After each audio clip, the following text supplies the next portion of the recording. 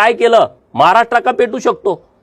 अनेक ठिकाणी अशा पद्धतीनं चुकीचे रात्रीचे पुतळे बसवले जात आहेत आणि हे जे सगळं सुरू आहे, एका बाजूला म्हणायचं धनगर समाजाच्या आरक्षणाला आमचा पाठिंबा आहे, दुसऱ्या बाजूला त्यांचे आराध्य दैवत आहे तिथं जाऊन तुम्ही खोड्या काढायच्या आणि धनगर आणि मराठा समाज जो गुन्ह्या गोविंदानं पश्चिम महाराष्ट्रामध्ये नांदतोय त्याच्यामध्ये फूट पाडायची। हे कोण करतंय? याच्या मुळामध्ये पोलिसांनी जावं। तो कोणीतरी भडवा कुत्रा आम्हाला शिव्या देतोय, भोसडीच्या समोर ये ना, कालपासून तुझा फोन बंद आहे, तुझ्यात एवढा दम आहे, तुझ्यात एवढी ताकद आहे, तुझ्यात एवढी क्षमता आहे, भडव्या तुला इतिहास माहित आहे का? तू आज ज्या पद्धतीनं भाषण करतोय, पोलिसांचे कपडे काढून मारतो, माननीय मुख्यमंत्री देवाभाऊंच्या बद्दल बोलतोयस, आम्हाला आई म्हणून शिव्या देतोयस, तुझ्यात हिंमत आहे पुढे ये। कालपासून फोन स्विच ऑफ करून तू बसलाय।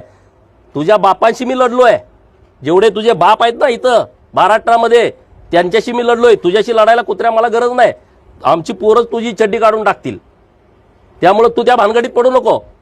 परंतु जी पद्धत आता पश्चिम महाराष्ट्रामध्ये सुरू आहे ती प्रशासनानं थांबवलीच पाहिजे। छत्रपती शिवाजी महाराजांच्या पुतळ्याची जबाब माझ्यावर सोपवा, अंजनगावमध्ये पुतळा बसवायचा आहे ना, माझ्यावरती सोपवा।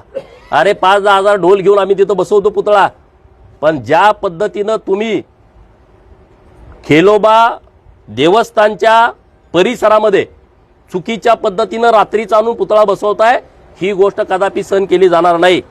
आणि त्यामुळे अभिजित पाटील तिथले आमदार त्यांच्याशी मी बोललो परवा, माननीय मुख्यमंत्री महोदयांच्या चेंबरमध्ये बोललो की बाबा ना आपल्यात कोणाच्यात वाद नसतं, त्यांचं पण म्हणणं आलं ठीक आहे, म्हणजे बोलून घ्या तुम्ही, 7 गुंठे पुढे जागा आहे त्या जागेमध्ये आपण पुतळा बसूया, त्यांचंही बोलणं झालं। परत वाद करणं, दगडफेक करणं, गाड्या उलट्या करून टाकल्या पोलिसांच्या।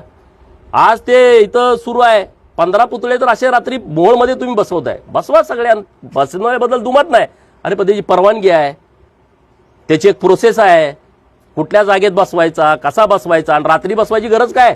छत्रपती शिवाजी महाराजांचा पुतळा दिवसा ढवळ्या वाजत गाजत आला पाहिजे ना, आम्ही सगळे